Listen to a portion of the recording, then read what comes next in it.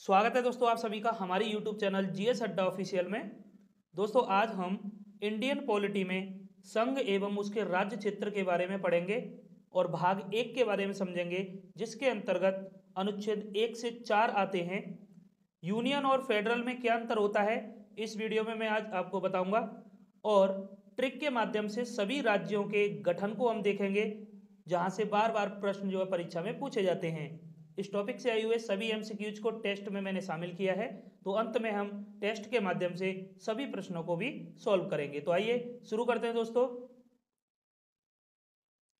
देखिए Indian polity में अब तक हमने इन सभी टॉपिक्स को कंप्लीट कर लिया है, जिसमें संविधान के स्रोत, प्रमुख विशेषताएं, संविधान संशोधन, भाग एवं अनुच्छेद, अनुसूचियां और मूल अधिकार, ये सभी टॉपिक्स हमने कंप्लीट कर लिए हैं। अगर आपको देखने हो तो डिस्क्रिप्शन में आपको लिंक मिल जाएगी, प्लेलिस्ट में जाके आप विजिट कर सकते हैं। आज का जो टॉपिक है, आज हम पढ़ेंगे संघ एवं उसके राज्य क्षेत्र के बारे में। तो आइए दोस्तों स्टार्ट करते हैं। आप चाहे किसी भी परीक्षा की तैयारी कर रहे हो, इंडियन पॉलिटी के प्रत्येक टॉपिक को हम यहाँ पर कंप्लीट कराएंगे, तो आप हमारे चैनल के साथ जुड़ सकते हैं। ठीक है, तो चलिए शुरू करते हैं। देखिए संघ एवं उसका राज्य क्षेत्र, यूनियन एंड इट्स टेरिटरीज। संविधान के भाग 1 में संघ एवं उसके राज्य क्षेत्र का उल्लेख मिलता है। इसमें अनुच्छेद 1 से 4 तक शामिल होते हैं, जिसमें सबसे पहले हम देखते हैं अनुच्छेद 1 के बारे में। अनुच्छेद 1 कहता है भारत अर्थात इंडिया राज्यों का संघ होगा। भारत अर्थात इंडिया, देखिए इंडिया और भारत दोनों शब्दों का प्रयोग यहाँ पर किया गया है। हुआ क्या था, संविधान सभा का जब गठन हुआ था उससे पहले प्राचीन समय में भारत शब्द का प्रचलन अधिक था, लेकिन संविधान सभा के गठन के दौरान इंडिया शब्द का प्रयोग भी होने लगा था, तो संविधान सभा ने दोनों ही शब्दों को अनुच्छेद 1 में डाल दिया। तो भारत अर्थात इंडिया राज्यों का संघ होगा, यूनियन ऑफ स्टेट्स। देखिए यहाँ पर यूनियन शब्द जो आया है यह हमारे भारतीय संविधान में शामिल किया गया है। दो शब्द होते हैं, यूनियन और फेडरल, दोनों में हम आगे अभी अंतर देखेंगे क्या अंतर होता है। तो तब तक देखिए अनुच्छेद 1 को कंप्लीट करते हैं। आगे अनुच्छेद 1 में कहा गया है संघ और उसके राज्य क्षेत्र वे होंगे जो पहली अनुसूची में दिए गए हैं। भारतीय संविधान में 12 अनुसूचियां हैं। 12 अनुसूची में से जो पहली अनुसूची है, पहली अनुसूची में दिया गया है संघ और उसके राज्य क्षेत्र यानी जो केंद्र शासित प्रदेश हैं उनके बारे में। तो अनुच्छेद 1 कहता है कि संघ और उसके राज्य क्षेत्र यानी जो राज्य होंगे और जो केंद्र शासित प्रदेश होंगे वे होंगे जो पहली अनुसूची में दिए गए हैं। यानी अनुच्छेद 1 को अनुसूची 1 के साथ मिलाकर पढ़ते हैं। ठीक है, अभी वर्तमान की अगर हम बात करें तो वर्तमान में 28 राज्य और 8 केंद्र शासित प्रदेश हैं। मैप के माध्यम से आप देख सकते हैं, जैसा कि जम्मू कश्मीर से अब 2 केंद्र शासित प्रदेश बने हैं, लद्दाख और जम्मू कश्मीर, और उसके बाद दमन और दीव और दादरा नागर हवेली को मिलाकर 1 केंद्र शासित प्रदेश कर दिया गया था। तब से 28 राज्य और 8 केंद्र शासित प्रदेश हैं। आगे देखिए राज्य क्षेत्रों की अगर हम बात करें तो कौन कौन से राज्य क्षेत्र अनुच्छेद 1 में शामिल होंगे।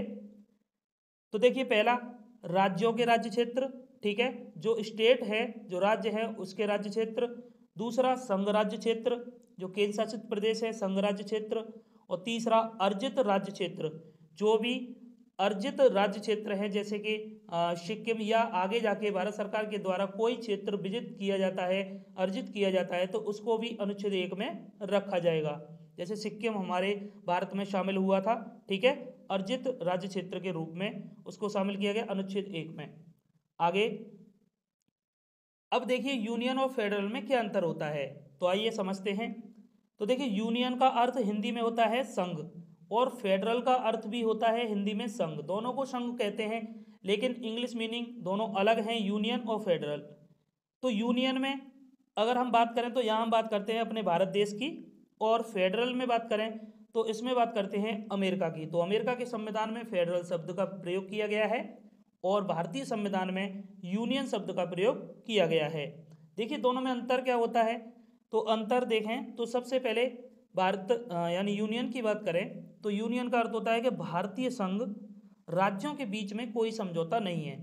यानी जितने भी राज्य हैं उन राज्यों को मिलाकर हमारे भारत का संघ का निर्माण होता है। लेकिन भारतीय संघ में राज्यों के बीच में कोई समझौता नहीं है। यानी उत्तर प्रदेश हुआ, मध्य प्रदेश, महाराष्ट्र, कर्नाटक, ये सभी जो राज्य हैं ये किसी समझौते के तौर पर हम पूरे संघ से जुड़े हुए नहीं हैं। ठीक है। और वहीं अमेरिका की बात करें, फेडरल में क्या होता है, अमेरिकी संघ राज्यों के बीच में समझौता है। अमेरिका का जो संघ है इसमें जितने भी राज्य आते हैं, वर्तमान में 50 राज्य हैं, तो 50 राज्यों के मध्य एक समझौता है। तो ये सभी एग्रीमेंट के तौर पर जुड़े हुए हैं। ठीक है, पहला अंतर ये हुआ। आगे, कोई भी राज्य भारतीय संघ से अलग नहीं हो सकता है।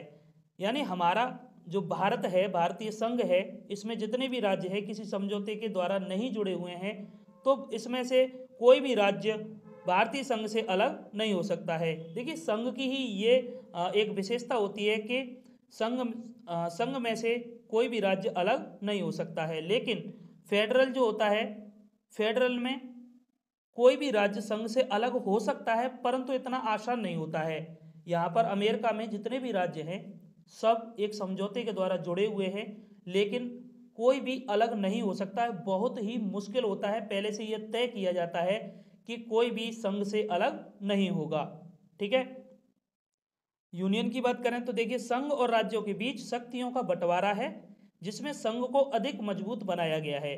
तो देखिए, यूनियन में हमारे भारत की अगर हम बात करें तो सभी राज्यों और संघ के बीच में शक्तियों का बंटवारा है। कुछ शक्तियां संघ के पास हैं और कुछ शक्तियां राज्यों को भी दी गई हैं। लेकिन हमारे भारतीय संघ में संघ को अधिक मजबूत बनाया गया है। संघ चाहे तो कभी कभी राज्यों की शक्तियों को खत्म भी कर सकता है। जैसे कि इमरजेंसी के दौरान आपने देखा होगा कि किसी भी राज्य में अगर राष्ट्रपति शासन लागू होता है तो उस राज्य की सभी शक्तियां को खत्म कर दिया जाता है, सारी शक्तियां संघ के पास आ जाती हैं। तो यह यूनियन में होता है। लेकिन फेडरल में क्या होता है, फेडरल में संघ और राज्य की शक्तियां अलग अलग स्वतंत्र होती हैं। यानी संघ की शक्ति अलग होंगी और राज्य की शक्ति अलग होंगी। संघ यहाँ पर फेडरल में राज्य की शक्तियों को छीन नहीं सकता है। देखिए, कुछ और अंतर की बात करें तो ये भारतीय संघ का एक अपना अलग झंडा है। हमारा झंडा, हमारा एक भारत का झंडा है, तिरंगा। ठीक है। लेकिन फेडरल में जो अमेरिका के जो 50 राज्य हैं उनका अपना अलग अलग झंडा है। ठीक है, क्योंकि सभी राज्य स्वतंत्र हैं, सभी की शक्तियां अपनी अलग हैं। और पूरे संघ का, अमेरिका का पूरे संघ का झंडा अलग है, जो इस रूप में आप देखते हैं। ठीक है। हमारे भारत का सुप्रीम कोर्ट एक है, सभी राज्यों का सुप्रीम कोर्ट एक है, लेकिन राज्यों में भी हाई कोर्ट बनाए गए हैं। ठीक है। पर सुप्रीम कोर्ट में उन्हें चैलेंज दिया जा सकता है। सुप्रीम कोर्ट उनके निर्णयों को खत्म भी कर सकता है। ठीक है, उन्हें चैलेंज दिया जा सकता है। लेकिन अमेरिका में प्रत्येक राज्यों का अपना अपना सुप्रीम कोर्ट है। ठीक है। तो फेडरल में और यूनियन में यह अंतर होता है। मुझे उम्मीद है आप सभी समझ गए होंगे। कोई भी परेशानी हो तो आप कमेंट करके जरूर बताना। ठीक है। चलिए अब आते हैं अपने टॉपिक पे। देखिए, अनुच्छेद 2 के बारे में पढ़ते हैं। तो अनुच्छेद 2 कहता है कि संसद को यह शक्ति है नए राज्यों के प्रवेश की और नए राज्यों की स्थापना करने की। तो संसद को यह शक्ति दी गई है कि वह नए राज्यों का प्रवेश कर सकती है और नए राज्यों की स्थापना कर सकती है। नए राज्यों के प्रवेश से मतलब है, जैसे कि हमने सिक्किम राज्य का प्रवेश किया था अपने भारत में, तो यह अनुच्छेद 2 के द्वारा किया गया। ठीक है। और नए राज्यों की स्थापना, तेलंगाना राज्य बना था, तो तेलंगाना राज्य की जब स्थापना हुई तो यह अनुच्छेद 2 के द्वारा। ठीक है। अनुच्छेद 2 उन राज्यों के प्रवेश या गठन से संबंधित है जो भारतीय संघ के हिस्से नहीं है। देखिए, सिक्किम की बात करें, क्या सिक्किम भारतीय राज्य का संघ का हिस्सा था? नहीं था। तेलंगाना पहले आंध्र प्रदेश में था, लेकिन तेलंगाना अलग राज्य के रूप में स्थापना इसकी की गई, जो भारतीय संघ के हिस्से के रूप में बना। ठीक है। इसके द्वारा संसद नए राज्यों को संघ में शामिल कर सकती है और नए राज्यों को स्थापित कर सकती है। ठीक है। तो अनुच्छेद 2 नए राज्यों का प्रवेश और नए राज्यों की स्थापना से संबंधित है। आइए अनुच्छेद 3 देखते हैं। अनुच्छेद 3 में है कि संसद को यह अधिकार है कि वह किसी भी राज्य के क्षेत्रों में परिवर्तन कर सकती है, उनकी सीमाओं में परिवर्तन कर सकती है उनके नामों में परिवर्तन कर सकती है। ठीक है, तो अनुच्छेद 3 में संसद जो है क्षेत्रों, सीमाओं व नामों में परिवर्तन कर सकती है। आगे, संसद किसी राज्य में से दो या दो से अधिक राज्यों का निर्माण कर सकती है, यानी एक राज्य को काट के उनके क्षेत्रों में परिवर्तन कर सकती है, उनको दो राज्यों में विभक्त कर सकती है। अनुच्छेद 3 ये कहता है संसद दो या दो से अधिक राज्यों को मिलाकर एक नए राज्य का निर्माण कर सकती है। तो देखिए ये क्या है, क्षेत्रों में परिवर्तन हो रहा है, तो दो या दो से अधिक राज्यों को मिला के एक राज्य का निर्माण कर सकती है अनुच्छेद 3 के अनुसार। आगे, किसी राज्य के क्षेत्र को घटा या बढ़ा सकती है। ठीक है, किसी भी राज्य के क्षेत्र को घटा या बढ़ा सकती है, और किसी राज्य के नाम या सीमाओं में परिवर्तन कर सकती है। तो अनुच्छेद 3 आप समझ गए होंगे। चलिए आगे चलते हैं। अब देखिए अनुच्छेद 4, अनुच्छेद 4 क्या कहता है।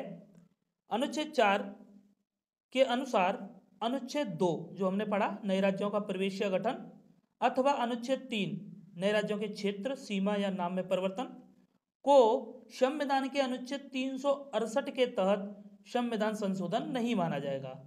कहने का तात्पर्य यह है कि अनुच्छेद 2 में जो काम संसद करेगी और अनुच्छेद 3 में जो काम संसद करेगी उसे संविधान के संशोधन यानी 368 के तहत संविधान संशोधन नहीं माना जाएगा।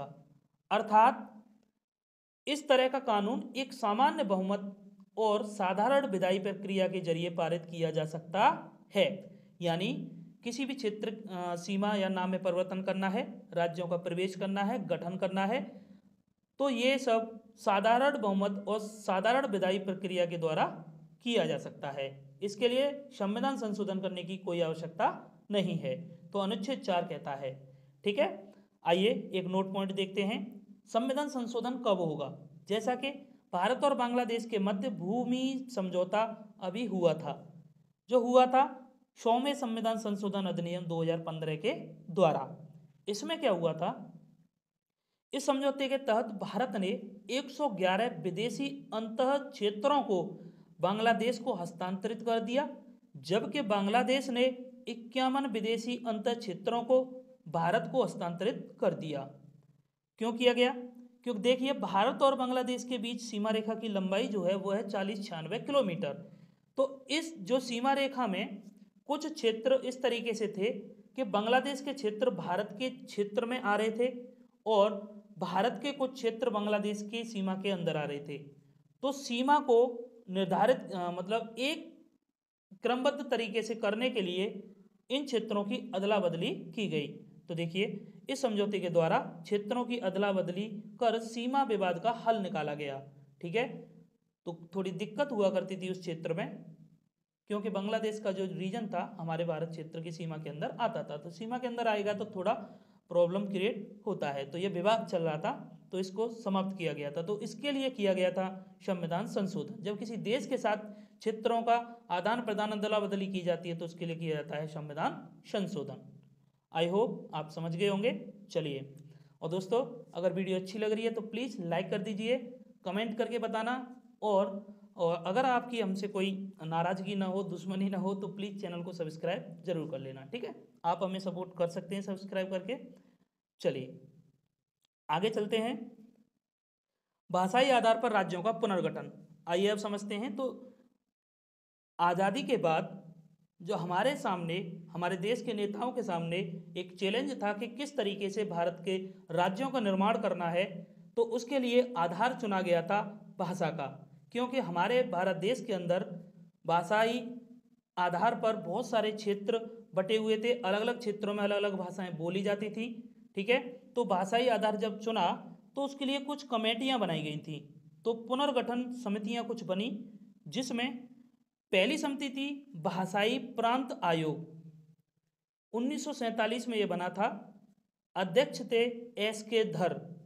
और उसके बाद दूसरी बनी थी JVP समिति 1948 में। JVP मतलब J से जवाहरलाल नेहरू, V से वल्लभ भाई पटेल, P से पट्टाभी से तारामैया। ठीक है, तो ये दो कमेटी बनी थी जिन्होंने भाषाई आधार पर राज्यों के लिए सर्वे किया था और अपनी रिपोर्टें प्रस्तुत की थी, लेकिन दोनों को सफलता नहीं मिली, दोनों ही फेल हो जाती है।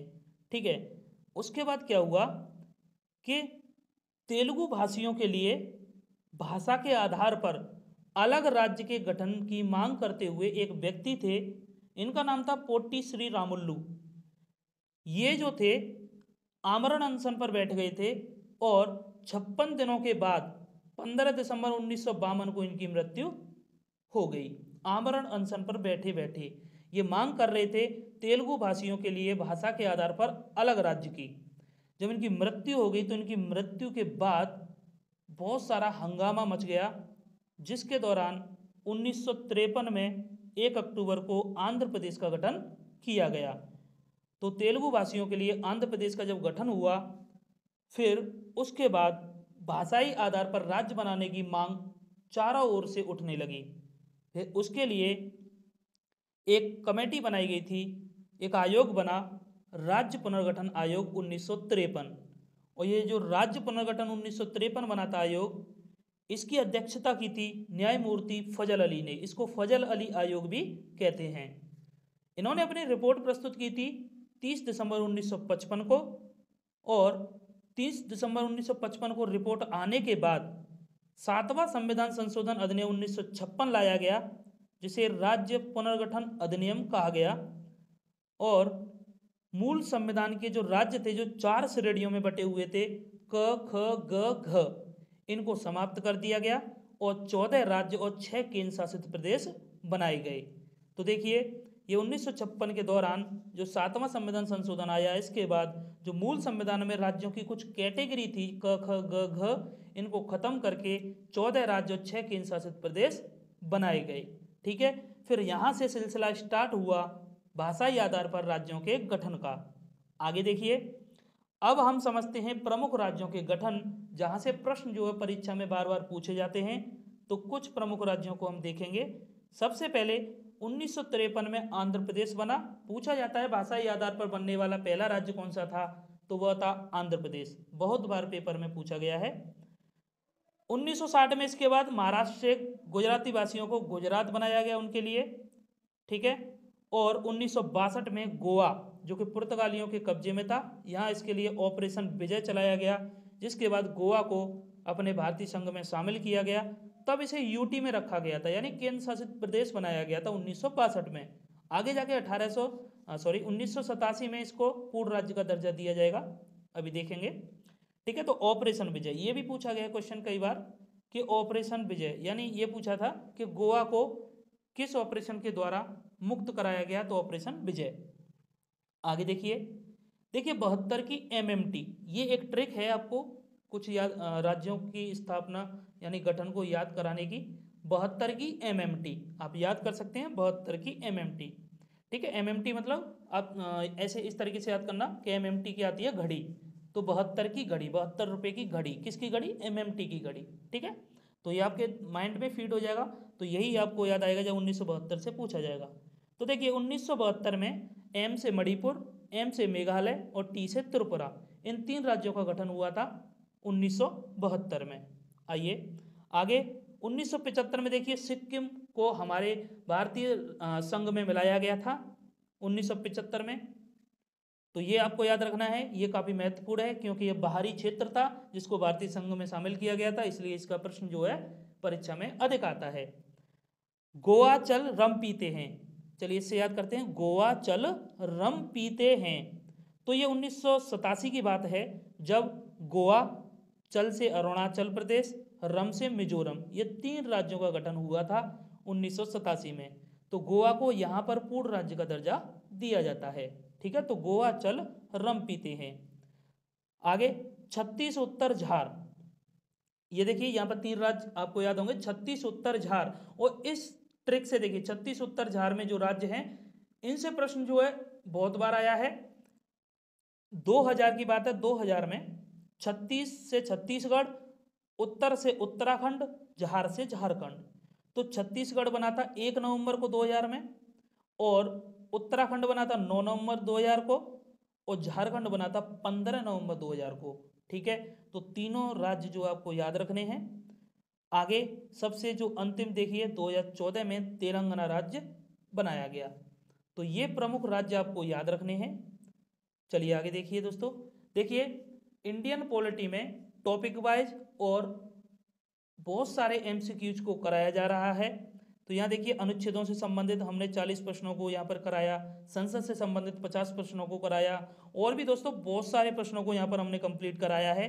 जैसे यहाँ देखिए 150 प्रश्न कराए हैं, यहाँ पर 150 प्रश्न कराए हैं, यहाँ 100 प्रश्न, यहाँ 100 प्रश्न, तो बहुत सारे प्रश्नों को हम कंप्लीट करा रहे हैं। एक बार हमारे चैनल पर आप विजिट कर सकते हैं।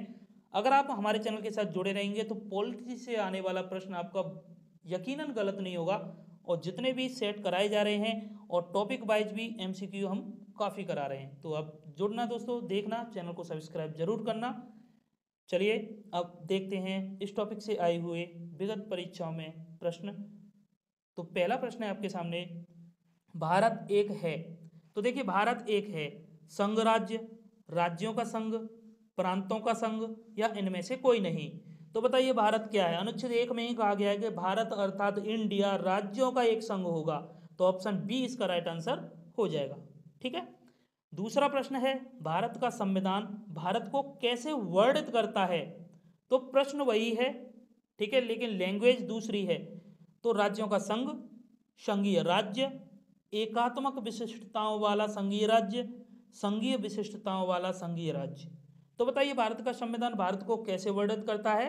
तो भारत अर्थात इंडिया राज्यों का एक संघ होगा। ऑप्शन ए इसका राइट आंसर हो जाएगा। आगे, भारतीय संघ में किसी राज्य को सम्मिलित करने का अधिकार किसे है। तो बताइए किसी राज्य को सम्मिलित करना है तो यह अधिकार किसे दिया गया, राष्ट्रपति, प्रधानमंत्री, संसद या उपराष्ट्रपति। तो ये अधिकार है संसद को। तो ऑप्शन सी इसका राइट आंसर होगा। चलिए आगे देखिए दोस्तों, किसी राज्य के नाम में परिवर्तन करने का अधिकार निम्नलिखित में से किसको प्राप्त है। तो ये देखिए ये किसको प्राप्त है, राष्ट्रपति, प्रधानमंत्री, संसद या राज्य का विधानमंडल। तो इसका भी राइट आंसर कौन सा होगा, संसद होगा। नाम में परिवर्तन करना है, क्षेत्र में, सीमा में परिवर्तन करना है, तो ये सब अधिकार संसद को प्राप्त हैं।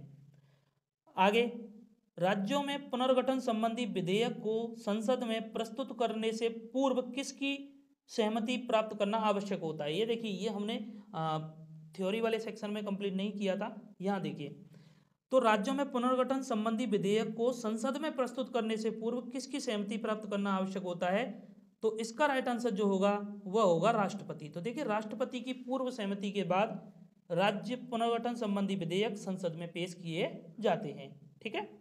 आगे अगला प्रश्न है, नए राज्यों के गठन अथवा सीमा में परिवर्तन करने का अधिकार किसको है, राष्ट्रपति को, प्रधानमंत्री, संसद, राज्य विधानमंडल। तो वेरी इजी क्वेश्चन है, संसद को यह अधिकार है, ऑप्शन सी। ठीक है। अगला प्रश्न है, भारतीय संघ में कितने राज्य हैं। अभी वर्तमान की हम बात कर रहे हैं, तो बताइए कितने राज्य हैं। तो मैंने अभी आपको बताया था कि भारतीय संघ में 28 राज्य हैं और 8 केंद्र शासित प्रदेश हैं। ठीक है। तो यहाँ गलती से 29 मत लगाना, अब 28 राज्य हैं। चलिए आगे देखिए, अगला प्रश्न है, भाषा के आधार पर राज्यों का पुनर्गठन किस वर्ष किया गया। तो बताइए 1952, 1954, 1956, 1960। तो देखिए 1955 में रिपोर्ट सौंपी गई थी फजल अली आयोग के द्वारा। फिर 1956 में 7वां संविधान संशोधन हुआ था। ठीक है। राज्य पुनर्गठन अधिनियम बना था, तब से पुनर्गठन किया जा रहा है राज्यों का भाषाई आधार पे। तो 1956 इसका राइट आंसर हो जाएगा। अगला प्रश्न देखिए, भाषाई आधार पर बनने वाला भारत का पहला राज्य कौन सा था। तो बताइए कौन सा था, केरल, तमिलनाडु, आंध्र प्रदेश या गुजरात। तो इसका राइट आंसर होगा आंध्र प्रदेश। तो आंध्र प्रदेश राज्य था पहला। अगला प्रश्न है, राज्य पुनर्गठन आयोग का गठन किसकी अध्यक्षता में किया गया। तो राज्य पुनर्गठन आयोग जो बना था वह किसकी अध्यक्षता में बना था, फजल अली, श्री रामुल्लू, के एम पाटकर, बलवंत राय मेहता। तो देखिए इसका राइट आंसर है न्यायमूर्ति फजल अली। ठीक है। अगला प्रश्न है, राज्य पुनर्गठन आयोग का गठन किस वर्ष किया गया था। तो पुनर्गठन आयोग का गठन जो हुआ था वो बताइए 51, 52, 1953, 1955। तो ये हुआ था 1953 में। 1953 में ही फजल अली की अध्यक्षता में राज्य पुनर्गठन आयोग बना था। इसने 55 में रिपोर्ट दी थी और 56 में ही भाषाई आधार पर राज्यों का पुनर्गठन शुरू हुआ था। चलिए ये था आज का वीडियो लेक्चर। दोस्तों बताना कमेंट करके, चैनल को सब्सक्राइब करना और हमारे टेलीग्राम चैनल के साथ जुड़ जाना। वहाँ पर आपको फ्री PDF और भी बहुत सारी इन्फॉर्मेशन वहाँ दी जाती है। तो थैंक्स फॉर वॉचिंग। मिलते हैं आपसे नेक्स्ट वीडियो लेक्चर में, तब तक के लिए जय हिंद, जय भारत।